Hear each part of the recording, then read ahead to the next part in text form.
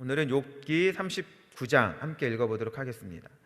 오늘 읽으실 하나님의 말씀은 욥기 39장입니다. 산 염소가 새끼 치는 때를 내가 아느냐? 암사슴의 새끼 낳을 기한을 내가 알 수 있느냐? 그것이 몇 달 만에 만삭되는지 아느냐? 그 낳을 때를 아느냐? 그것들은 몸을 구부리고 새끼를 낳아 그 괴로움을 지내어 버리며 그 새끼는 강하여져서 빈들에서 길리우다가 나가고는 다시 돌아오지 아니하느니라. 누가 들나귀를 놔 자유하게 하였느냐? 누가 빠른 나귀에 매인 것을 풀었느냐? 내가 들로 그 집을 짠 땅으로 그 사는 처소로 삼았느니라. 들나귀는 성읍에 짓거리는 것을 업신여기니 어거하는 자의 지르는 소리가 그것에게 들리지 아니하며 초장이 된 산으로 두루 다니며 여러 가지 푸른 것을 찾느니라. 들소가 어찌 즐겨 내게 복종하며 내 외양간에 머물겠느냐? 내가 능히 줄로 들소를 메어 이랑을 갈게 하겠느냐? 그것이 어찌 골짜기에서 너를 따라 쓰레를 끌겠느냐? 그것의 힘이 많다고 내가 그것을 의지하겠느냐? 내 수고하는 것을 그것에게 맡기겠느냐? 그것이 내 곡식을 집으로 실어오며 내 타작마당에 곡식 모으기를 그것에게 의탁하겠느냐? 타조는 즐거이 그 날개를 친다마는 그 깃과 털이 인자를 베푸느냐? 그것이 알을 땅에 버려두어 모래에 더워지게 하고 발에 깨어질 것이나 들짐승에게 밟힐 것을 생각지 아니하고 그 새끼에게 무정함이 제 새끼가 아닌 것처럼 하며 그러한 것이 헛되게 될지라도 캐념치 아니하나니 이는 하나님 내가 지혜를 풍부하지 아니하고 총명을 주지 아니함이니라. 그러나 그 몸을 떨쳐 뛰어갈 때에는 말과 그 탄 자를 경히 여기느니라. 말의 힘을 내가 주었느냐? 그 목에 흩날리는 갈기를 내가 입혔느냐? 내가 그것으로 메뚜기처럼 뛰게 하였느냐? 그 어미스러운 콧소리가 두려우니라. 그것이 골짜기에서 허위고 힘있음을 기뻐하며 앞으로 나아가서 군사들을 맞대 두려움을 비웃고 놀라지 아니하며 칼을 당할지라도 물러나지 아니하나니 그 위에서는 전동과 빛난 작은 창과 큰 창이 쟁쟁하며 땅을 삼킬 듯이 맹렬히 성내며 나팔 소리를 들으며 머물러 서지 아니하며 나팔 소리 나는 대로 소소히 울며 멀리서 싸움 냄새를 맡고 장관의 후령과 떠드는 소리를 듣느니라. 내가 떠올라서 날개를 펼쳐 남방으로 향하는 것이 어찌 내 지혜로 말미암음이냐? 독수리가 공중에서 떠서 높은 곳을 보금자리를 만드는 것이 어찌 내 명령을 의지함이냐? 그것이 낭떠러지에 집을 지으며 뾰족한 바위 끝이나 험진한 데 거하며 거기서 움킬 만한 것을 살피나니 그 눈이 멀리 봄이며 그 새끼들도 피를 빠나니 살육당한 자 있는 곳에는 그것도 거기 있느니라. 아멘. 효와 행복도 읽어보도록 하겠습니다. 돌보시는 하나님, 산 염소가 새끼 치는 때를 내가 아느냐? 암 염소의 새끼 낳을 기한을 내가 알 수 있느냐? 아멘. 욥기 39장 1절 말씀이었습니다. 천지를 창조하시고 천지의 모든 만물을 주관하시는 하나님께서는 광대한 뿐만 아니라 세밀함까지 겸비하신 완전한 분이시다. 하나님께서는 계속해서 욥에게 하나님께서 창조하시고 돌보시는 동물들의 습성과 세밀한 특성들까지 질문하신다. 이러한 질문들은 동물들의 습성과 특성조차 온전히 깨닫지 못하고 다스릴 수 없는 욥이 하나님의 깊고 오묘한 뜻과 섭리는 더더욱 완전히 깨달을 수 없음을 알려준다. 하나님께서는 먼저 산 염소와 암사슴의 생육 원리에 대해 질문하신다. 그리고 인간에 의해 길들여지지 않는 들나귀의 거처와 들소의 성격을 통하여 하나님의 주권적인 능력을 강조하는 동시에 이런 동물들조차 길들이지 못하는 인간의 한계를 극명하게 보여주신다. 이 밖에도 타조의 어리석음과 말의 힘과 용맹, 그리고 매와 독수리의 신비하고 지혜로운 습성의 근원에 대해 질문하신다. 이러한 질문들은 하나님께서 동물들의 특이한 습성뿐만 아니라 모든 것을 알고 계시는 창조주이심을 나타낸다. 그리고 이러한 동물들까지는 다스리시는 하나님의 통치권을 나타내며 각 동물의 성격과 생활 습관과 같은 세세한 부분까지 정해주시는 하나님의 섬세하심을 설명한다. 하나님께서는 이보다 더한 관심과 세심한 사랑으로 우리를 돌보시며 죄악에 빠지지 않도록 우리의 삶에 간섭하신다. 하나님께 간섭받는 삶이 복된 삶이다. 말씀으로 통치받는 것이 은혜이다. 하나님의 돌보심을 거부하지 말자. 하나님의 돌보심을 의심하지 말자. 하나님의 돌보심을 받는 사람은 항상 기뻐하며 범사에 감사하고 쉬지 않고 기도하게 된다. 아멘. 여러분, 하나님의 돌보심을 우리는 어떻게 알 수 있을까? 옛날부터 이런 말들이 있습니다. 아이들은 태어날 때 각자 자기가 먹을 것을 가지고 태어난다. 이 말이 조금 부정적인 말로 쓰일 수도 있지만 이 말에 그냥 이 의미대로 본다라고 하면 아이들을 살아갈 수 있게끔, 인생을 살아갈 수 있게끔 누군가가 돌보고 있다라는 것이 이 말의 의미에 담겨져 있는 것이죠. 여러분, 이 누가 돌보는지 이 말에는 나와 있지는 않지만 성경에는 분명하게 하나님이라고 말씀하고 있습니다. 우리의 인생을 돌보시는 분이 바로 하나님이다라는 것이죠. 사도행전 17장 25절 하반절 말씀에는 이런 말씀이 있습니다. 이는 만민에게 생명과 호흡과 만물을 친히 주시는 자이심이니라. 그 당시 이 말씀을 전할 그 당시에 하나님을 알지 못하는 신에게 제사를 하는 이 그리스 사람들에게 바울은 실존하시고 돌보시는 하나님을 소개하고 있는 것입니다. 여러분, 만민에게 생명을 주시고 호흡을 주시고 또한 만물을 주시는 분이 하나님이시다. 그분이 우리를 돌보신다라는 것을 밝히고 있는 것이죠. 여러분, 이것은 모든 만민들에게 부어지는 보편적인 은혜인 것입니다. 은총인 것입니다. 그런데 이 보편적인 은총은 하나님 자신을 드러내지 않기 때문에 하나님을 모르는 자들은 누가 돌보는지 모른다라는 것입니다. 그러나 누가 뭐래도 하나님은 천지를 창조하셨고 만민이 지구의 털을 잡고 살아가는데 합당하도록 연대와 거주의 경계를 정하셨고 인간이 이 땅에서 계속 살아갈 수 있도록 자연의 모든 생명을 돌보는 창조 사역을 지금도 하고 계시다라는 것, 여러분 기억하게 되시길 바랍니다. 자연에는 신비한 사건들이 많이 있습니다. 인간은 과학을 통해서 하나님의 신비를 하나하나 알아가는 과정이라고 저는 생각을 하게 되어집니다. 제가 이렇게 이야기하는 것은 무엇이냐면은 과학과 종교, 과학과 우리가 믿는 하나님은 요즘 세대는 별개의 문제라고 생각하는데 아닙니다. 하나님이 온 우주 만물을 창조하셨기 때문에 인간은 과학을 통하여 자연 만물 현상들을 탐구하게 되어지면 그 과학을 통하여서 하나님의 살아계심, 하나님의 창조하심을 알 수 있다라는 것이죠. 그 중에 두 가지를 이야기해 보면은 태양계에 일어나는 이런 현상을 그 TV의 과학 다큐에서 설명한 것을 보게 되어졌습니다. 태양계에는 이 태양을 중심으로 수성, 금성, 지구, 또 화성, 목성, 토성, 천왕성, 해왕성 이렇게 8개의 그 별이 있죠.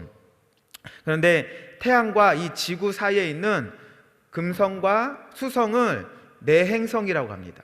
지구 안쪽에서 태양을 도는 행성이라고 해서 내행성이라고 그러고 지구 바깥에서 도는 화성부터 해왕성의 이 별을 외행성이라고 합니다.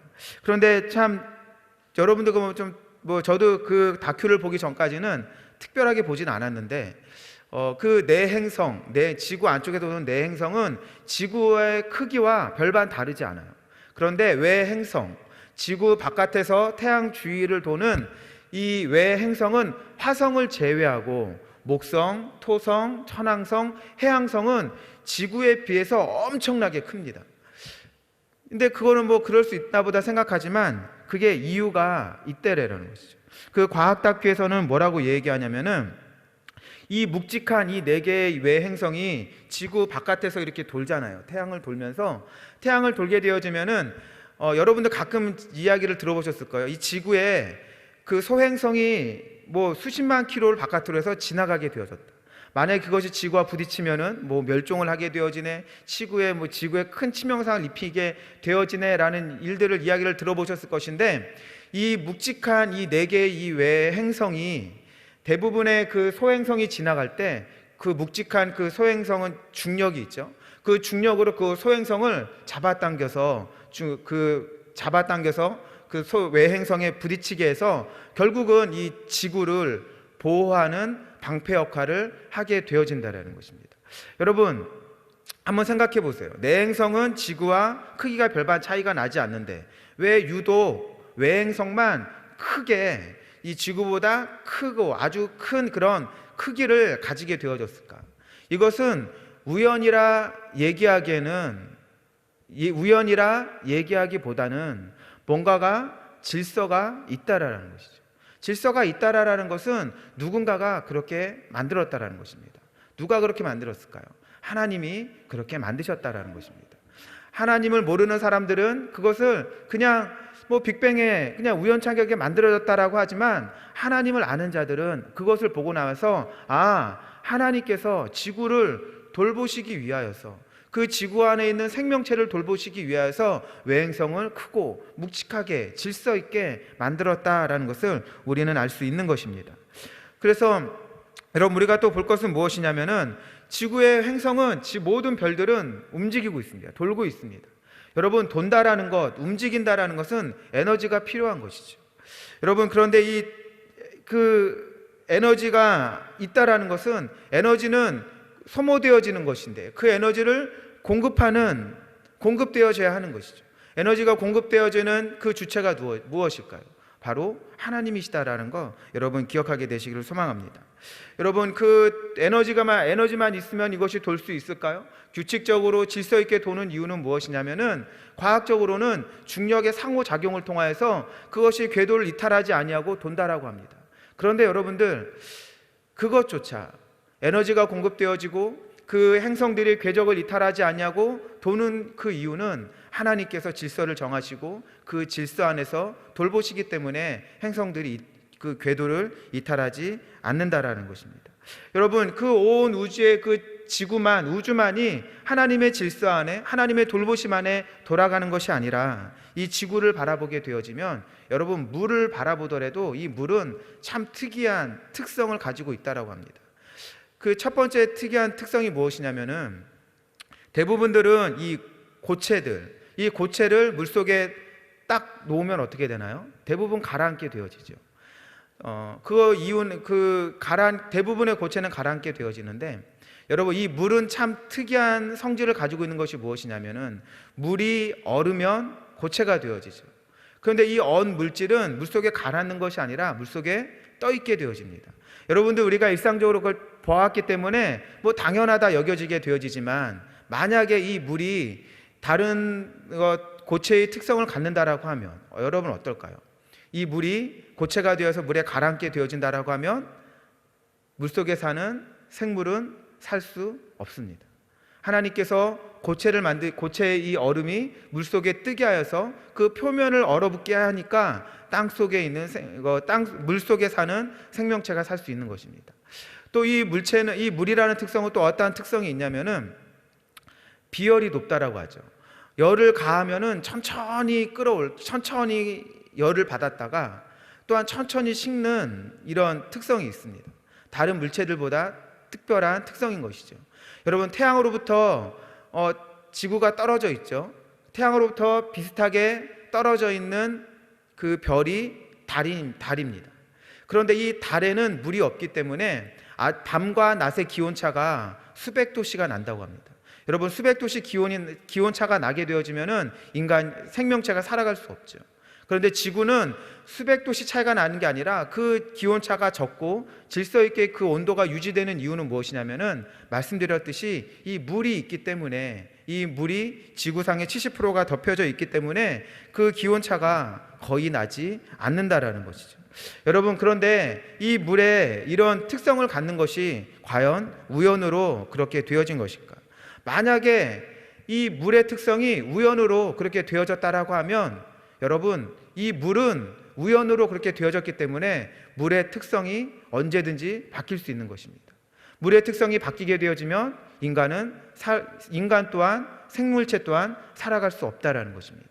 그런데 이 물의 특성이 변하지 않는 이유는 무엇이냐? 하나님이 그 속성을 정하셨고 그 속성이 변하지 않게 하나님이 붙드시고 계시기 때문에 물의 특성이 변하지 않는 것이고 이 땅의 모든 생명체가 살아갈 수 있다라는 것입니다.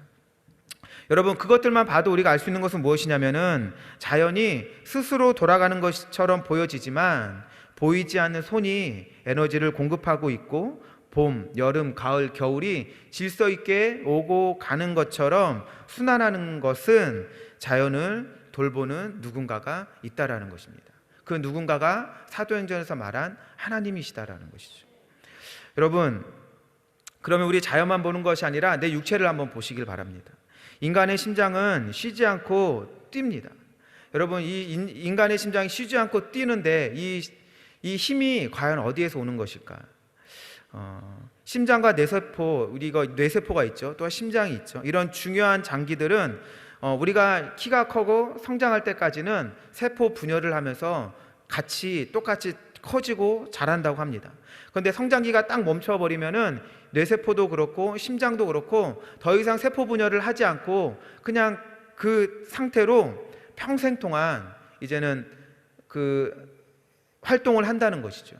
인간의 이 세포는 세포 분열을 하면서 오래된 세포는 죽죠. 그것이 때로 나오게 되어지죠. 그래서 사람은 3개월이 지나거나 그러면 대부분의 몸은 새로운 몸으로 변화된다라고 합니다. 그런데 뇌세포나 심장은 평생토록 사람이 죽을 때까지 계속 그 심장을 그 세포를 가지고 그 심장을 가지고 계속 뛴다고 합니다. 그래서 여러분들 뇌세포가 한번 죽으면 회복되지 않는다라고 하죠. 심장도 마찬가지인 것입니다. 그런데 여러분들 여러분 심장이 하루에 이게 몇 번 이렇게 뛰는지 여러분 아시나요? 보통 하루에 10만 번을 뛴다고 합니다. 여러분, 하루에 10만 번, 저는 이 얘기를 들었을 때 깜짝 놀랐어요. 느낀 점이 있습니다. 여러분, 일주일에 10만 번도 아니고 하루에 10만 번. 여러분들 10만 번을 하루에 샌다고 생각해 보십시오. 1초에 하나, 둘, 셋, 이렇게 하나, 둘, 셋. 이것을 24시간 동안 계속 쉬어야지만 약 10만 번을 쉬는 것입니다. 심장은 모든 장기가 잠을 잘 때에도 계속 뛰고 있는 것이죠.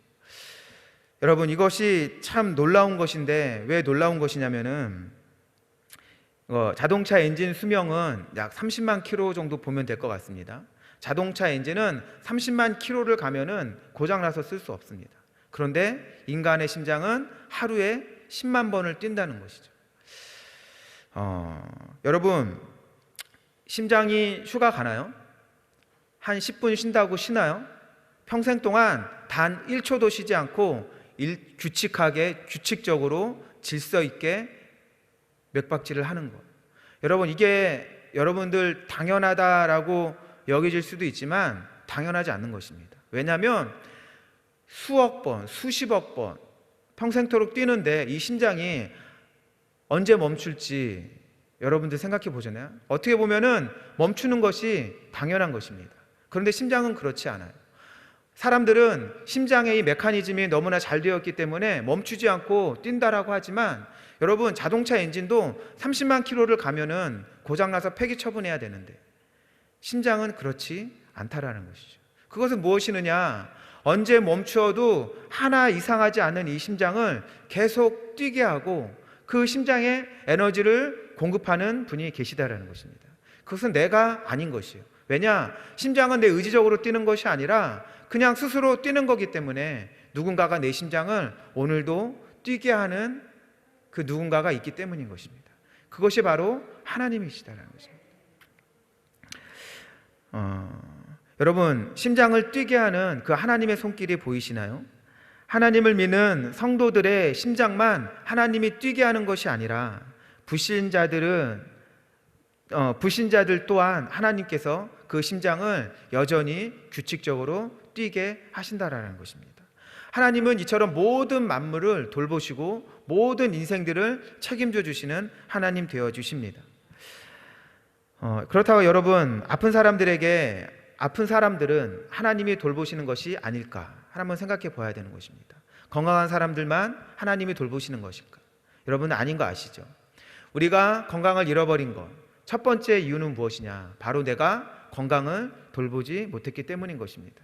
그런데 우리가 건강을 잃어버렸다 할지라도 우리를 돌보시는 하나님은 우리가 건강이 회복되어질 수 있도록 우리를 돌보시는 것입니다.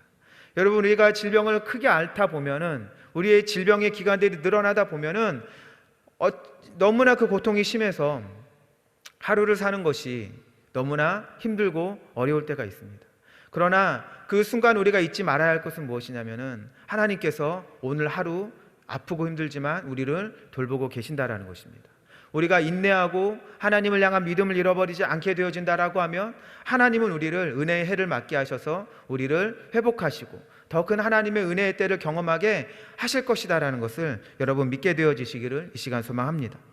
혹 이 시간 하나님을 믿지 않는 자가 이 말씀을 듣고 있다라고 하면 지혜 있는 자가 지혜 없는 자를 돌볼 수 있다는 사실을 기억하게 되시길 바랍니다.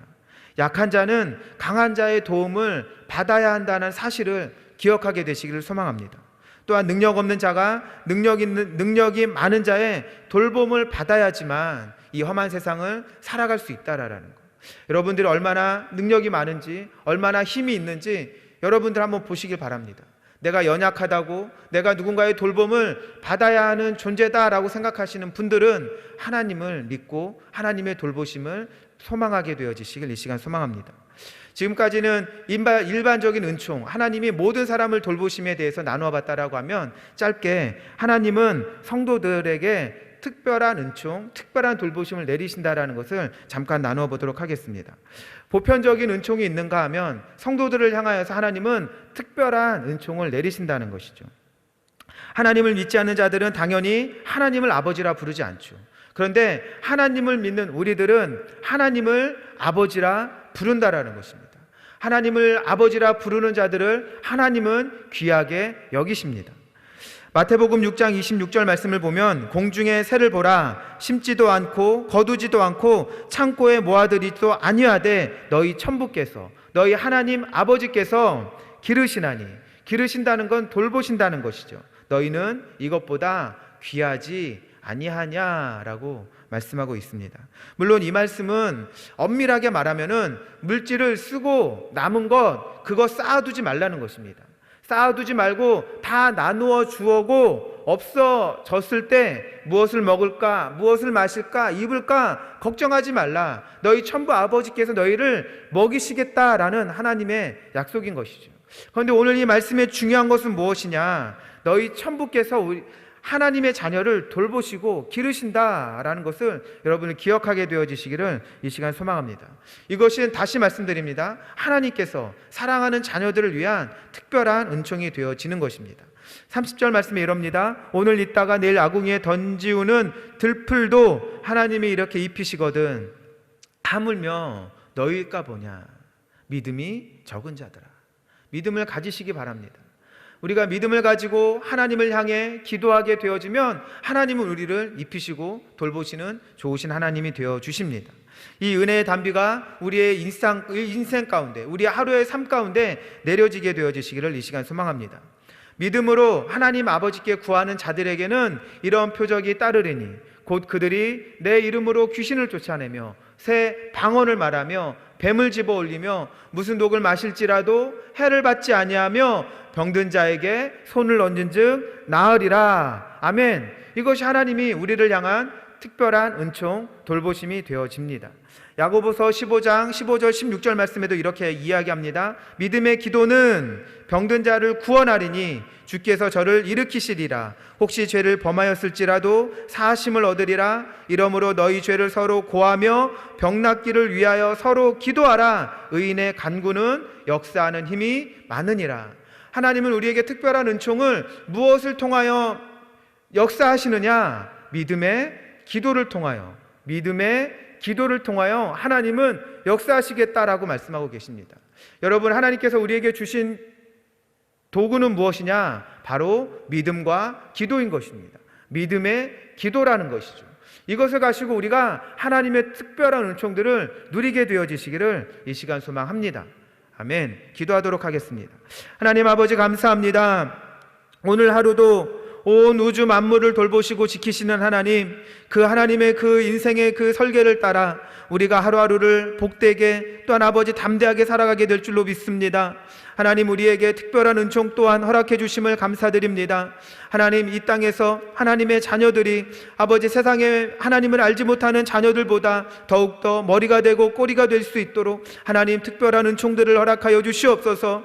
하나님을 아버지라 부르며 하나님을 섬기며 나아가는 하나님의 백성들에게 아버지 하나님 기도와 믿음을 허락하여 주셔서 그 믿음과 기도를 통하여 우리의 삶이 더욱더 풍성하고 아름답게 되어질 수 있도록 세상에서 아버지 머리가 되고 꼬리가 되지 않냐며 앞에 있고 뒤에 있지 아니하는 복된 자녀들로 아버지 살아가게 하여 주시옵소서. 하나님의 영광을 나타내며 하나님의 뜻을 구하는 자들 될 수 있도록 하나님 역사하여 주시옵소서. 하나님, 이 시간 아파하는 자들 있습니다. 신음하는 자들 있습니다. 하나님 안수해 주시고 고쳐 주시옵소서. 하나님, 모든 질병과 병막 가운데서 깨끗이 아버지 떠나가게 해 주시고 구원함을 잇는 백성들 되어질 수 있도록 하나님 역사하여 주시옵소서. 아버지 감사합니다. 아버지 하나님 의지합니다. 예수님의 이름으로 기도합니다. 아멘.